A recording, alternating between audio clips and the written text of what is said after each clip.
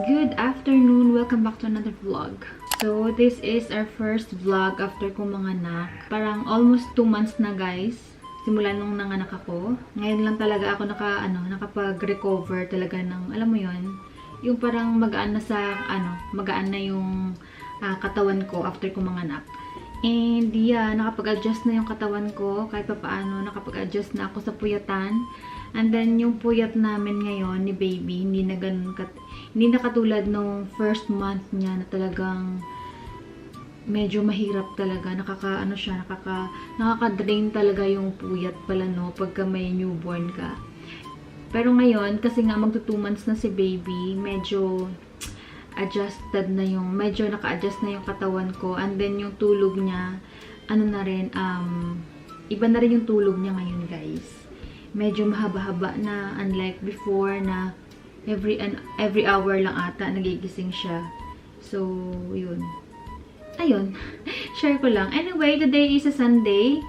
And ngayon dito, Easter Sunday ngayon dito sa Greece, guys. Orthodox Easter. So, this year, dito kami sa bahay kakain. Kasi, 3 lang kami ang mag-celebrate. Ako, si George, tapos yung mama niya.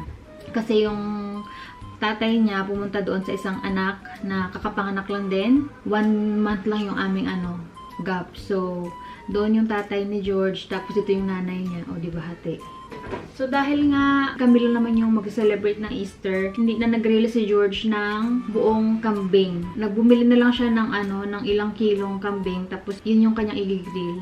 Gagawa ako, guys, ng tzatziki, and then magluluto ako mamaya ng Mag-fry ako mamaya ng fries. I-air fry ko lang. Dapat kagabi ako gagawa ng tzatziki, pero natagalan ako sa pagpapatulog kay baby, kaya ngayon na lang.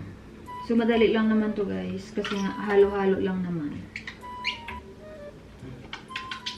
So, first Easter to, guys, ni baby, pero syempre hindi niya pa ma-appreciate kasi nga magto 2 months pa lang siya. Hindi pa siya pwedeng kumain. Pero next year, for sure, kakain talaga siya ng kambing. Actually, nagugutom na ako.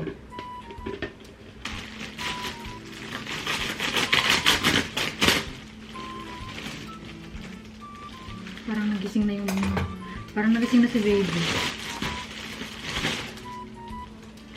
Naririnig ko siya.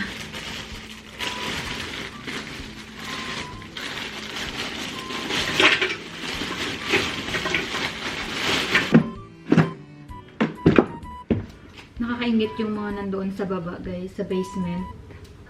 Nag-grill sila. Iba-iba. May chicken, may beef. Amoy na amoy kasi dito. Mga Bengali yung mga nag-grill.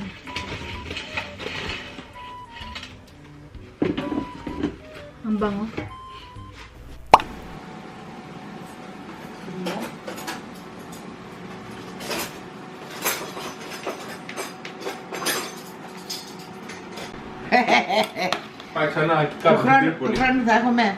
देखो मैं तो निराश नहीं निकला। Kalo Paska. Kalo Paska.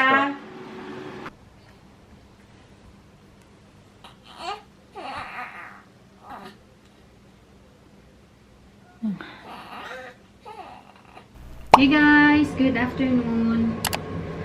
Luluto ulit kami ng kambing kasi meron pa kaming natirang yung kalahati nung nabili ni George ay niluto namin ngayon. Hindi namin niluto last time nung Sunday kasi masyadong marami and then 3 lang kami kakain. So ito yung handa namin today kasi today is 2nd month ni baby. Grabe, bilis lang.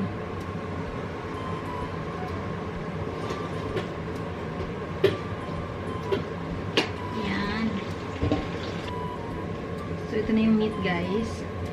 Ito yung aming lunch today. Medyo late na nga yung lunch namin, pero kettlebells lang. So, ito yung unang batch ng beef. Meron pa akong isasalang dito, guys. And then, after nito, gagawa ako ng tzatziki. And then, magluto ako ng fries naman. Si baby, guys, tulog.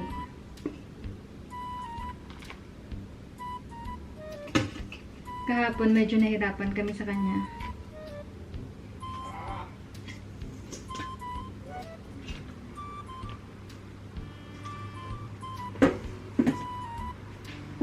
Hi! Kakatapos lang namin guys, magpaligo kay baby.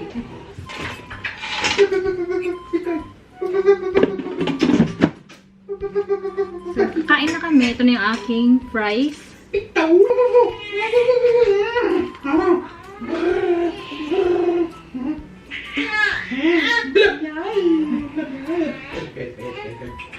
Sarap.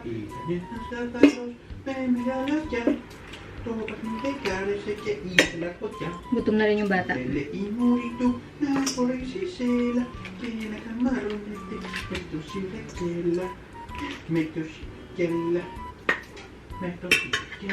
Yung ulo para kato kay George.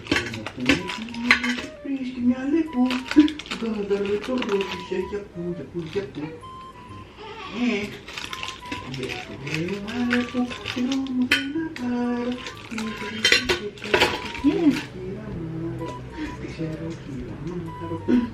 Nahulog yun. Ay, itlog! Masarap! Nadalaw!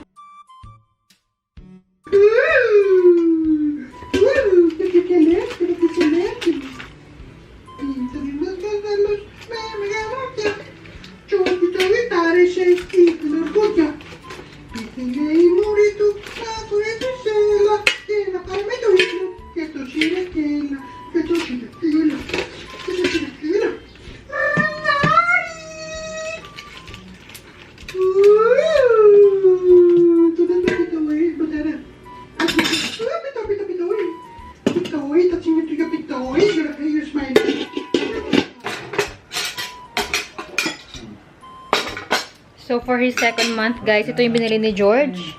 Tartar ang tawag dyan. So, ito yung food namin. Ito yung kambing, and then fries, and then chachiki.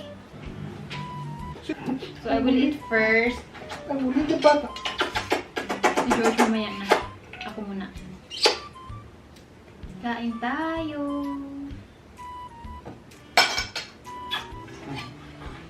She eat ready, Hana? Sabi ba?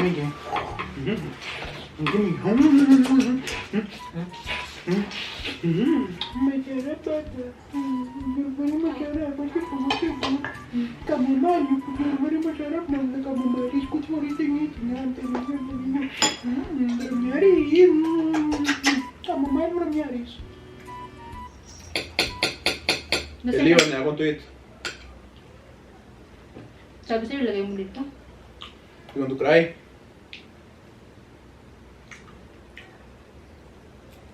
You eat already, actually. Gala? Yeah, we will do. Apple fruit. Only this one.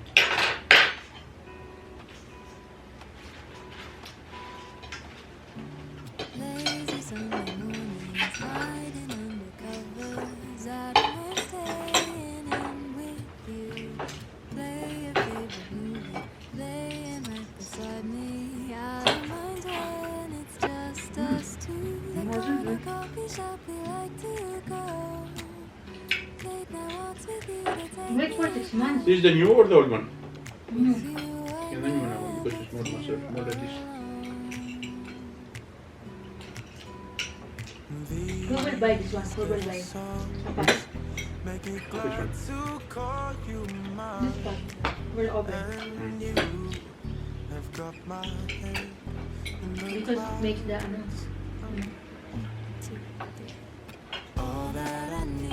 Sleepy na? just need your company. Sleepy na? This is the best one.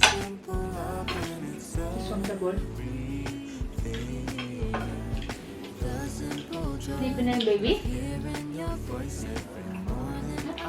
Sarap?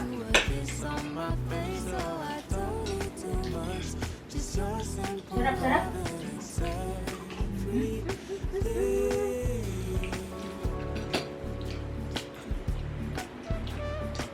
She ate already? She like it?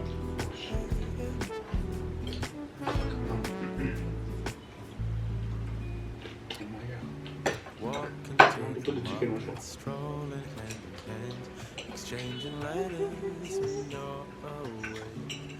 Don't need any effort when we are together.